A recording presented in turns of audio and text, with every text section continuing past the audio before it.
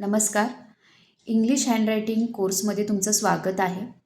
मागील 2 सेशनमध्ये आपण स्ट्रोक्स कशा पद्धतीनं काढायचे ते पाहिलं होतं आणि त्याची प्रॅक्टिससुद्धा केलेली आहे. आता आपण जाणार आहोत इंग्लिश लेटर्सकडे. पहिल्यांदा आपण सगळे कॅपिटल लेटर्स समजून घेणार आहोत आणि त्यानंतर स्मॉल लेटर्स. तर आज आपण त्यातले काही कॅपिटल लेटर्स कशा पद्धतीनं लिहायचे हे बघणार आहोत आणि याची आपण प्रॅक्टिससुद्धा करून बघणार आहोत. तर सुरुवात करू आपण पहिल्या लेटरला ए. तर आपण कॅपिटल ए कसा काढायचा आहे ते पाहू. कॅपिटल ए हे लेटर 2 स्ट्रोकपासून तयार होतं. 2 स्लांटिंग लाईन आहेत आणि 1 स्लिपिंग लाईन. तर पहिल्यांदा आपण स्लांटिंग लाईन काढू. पहिल्या पॉईंटला टच करून दुसरी स्लांटिंग लाईन येईल आणि बरोबर सेंटरच्या लाईनवरती स्लिपिंग लाईन. आपण स्ट्रोकची प्रॅक्टिस खूप छान केलेली असेल, त्यामुळे हे लेटर्स पण ॲटोमॅटिक तुमचे सुंदर बनत जाणार आहेत. सगळे लेटर्स एकसारखे काढण्याचा प्रयत्न आपल्याला करायचा आहे आणि 2 लेटरमध्ये अंतरसुद्धा अगदी कमी ठेवायचं आहे. जेवढं अंतर आधीपासूनच तुम्ही मेंटेन करत जाल तसं पुढे आपण जेव्हा वर्ड्स लिहू, पॅरेग्राफ लिहू तेव्हा त्याचा खूप फायदा होईल. पहिल्यांदा एक स्लांटिंग लाईन काढली, परत एक स्लांटिंग लाईन काढली, मध्ये sleeping line, slanting line, slanting line, slipping line, slanting line, slanting line, slipping line. जेवढं आपण म्हणत काढू तेवढं अक्षर सुंदर बनणार आहे आपलं.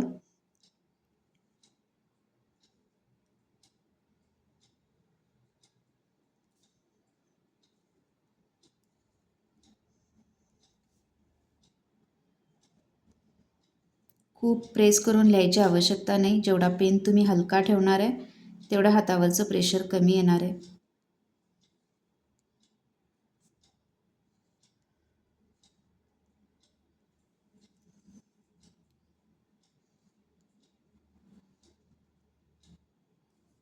इथं मी एक लाईन काढून दाखवलेली आहे. ए लेटर आपल्याला काढायचं आहे.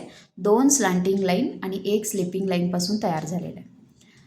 तर या लेटरची आपल्याला 1 ते 2 पेज इतकी कमीत कमी प्रॅक्टिस केली पाहिजे आणि ती आपण करणार आहोत.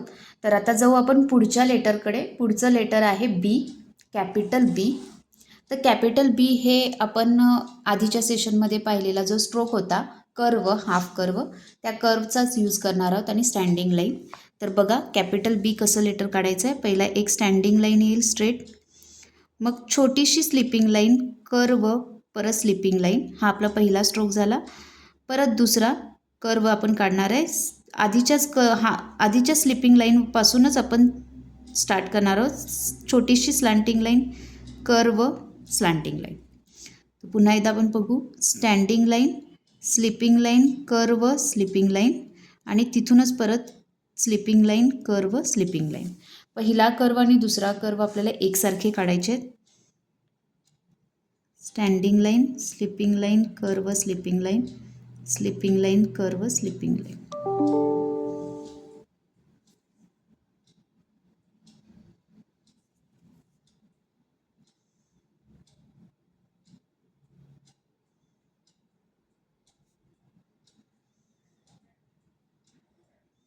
लेटर बरोबर त्या लाईन्सना टच झाले पाहिजेत. आपण 4 लाईन्सची नोटबुक वापरतोच याच्यासाठी की आपल्या अक्षरांची हाईट आपल्याला मेंटेन करायला आली पाहिजे आणि ती याच्यामुळे शक्य होते. 4 लाईन्समुळे की आपण कुठून स्टार्ट केलं पाहिजे, कुठं स्टॉप केलं पाहिजे, याच्यासाठी आपल्याला या लाईन्स गाईड करतात. त्यामुळे कुठलंही लेटर या लाईनच्या बाहेर जाऊ द्यायचं नाही आहे.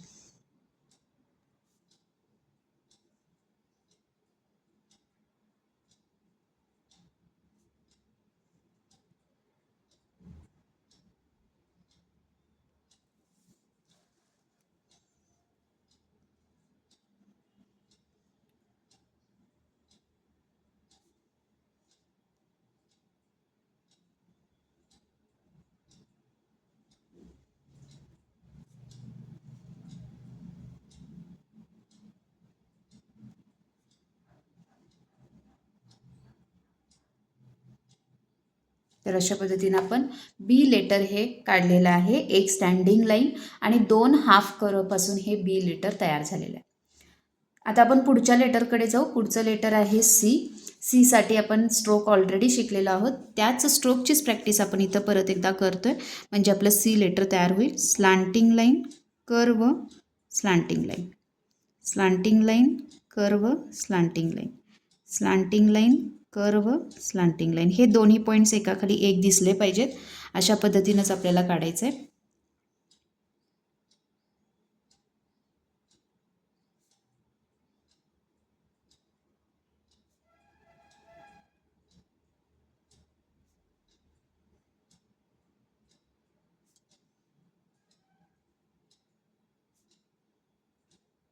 इथं मी जेल पेनचा वापर करत आहे. तुम्ही जेल पेन, इंक पेन किंवा पेन्सिल वापरू शकता. शक्यतो बॉल पेन वापरू नका. इंक फ्लो त्याला कमी असतो आणि हातावरती प्रेशर जास्त येतं, तर त्यासाठी आपण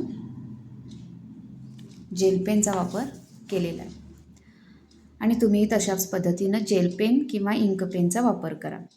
आता आपण जाऊ पुढच्या लेटरकडे. पुढचं लेटर आहे डी लेटर. तर डी लेटर काढण्यासाठी आपण स्टँडिंग लाईन आणि हाफ कर्वचा वापर करणार आहोत.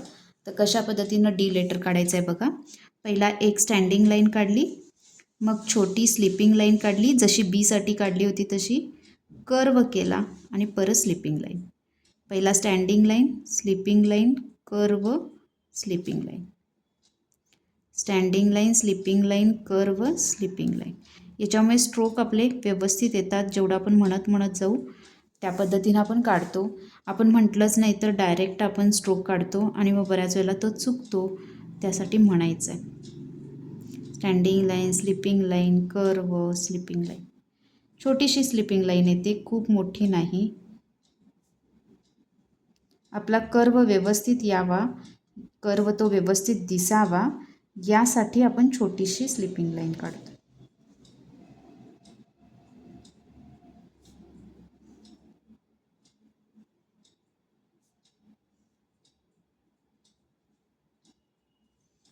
तर अशा पद्धतीने तर मी डी लेटर काढलेलं आहे. बघा आपण 4 लेटर पहिले ए बी सी डी. आता आपण अजून एक लेटर पाहणार आहोत, ते आहे ई. ई लेटर हे स्टँडिंग लाईन आणि स्लिपिंग लाईनपासून तयार झालेलं आहे. तर पहिल्यांदा आपण एक स्टँडिंग लाईन काढू स्ट्रेट, त्याच्यानंतर स्लिपिंग लाईन, परत एक स्लिपिंग लाईन, परत एक स्लिपिंग लाईन. या तिन्हीसुद्धा लाईन आपल्याला एकाच साईडच्या काढायच्या आहेत. पहिल्यांदा एक स्टँडिंग लाईन काढली, slipping line, slipping line, slipping line. खूप मोठी काढायची नाही. जेवढी उंची आहे अक्षराची त्याच्या निम्मी उंची ही आडव्या रेषेची पाहिजे, म्हणजे स्लिपिंग लाईनची पाहिजे.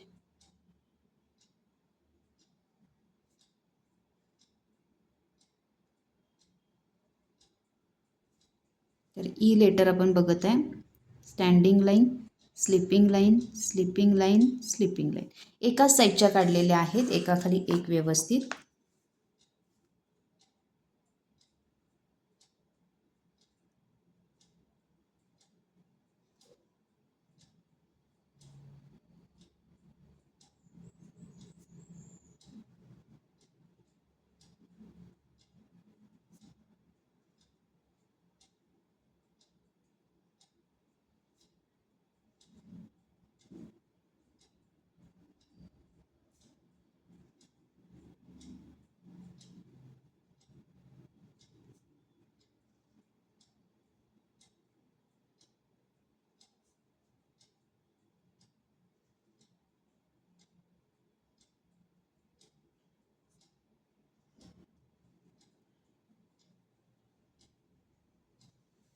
तर बघा इथं ई लेटर मी पूर्ण केलेलं आहे. स्टँडिंग लाईन आणि स्लिपिंग लाईनपासून तयार झालेलं हे लेटर आहे.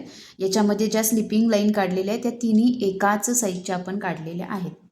तर आजच्या सेशनमध्ये आपण A B C D E हे 5 लेटर्स पाहिलेले आहेत. याची तुम्हाला प्रत्येक लेटरची 2-2 पेज इतकी प्रॅक्टिस करायची आहे न विसरता, जेणेकरून ही अक्षरं खूप छान तुमच्या हातामध्ये बसतील आणि ती तुम्हाला छान पद्धतीनं लिहिता येतील. तर त्यासाठी थांबूया आजच्या सेशनमध्ये. भेटूया पुढच्या अक्षरांच्या बरोबर पुढच्या सेशनमध्ये. धन्यवाद.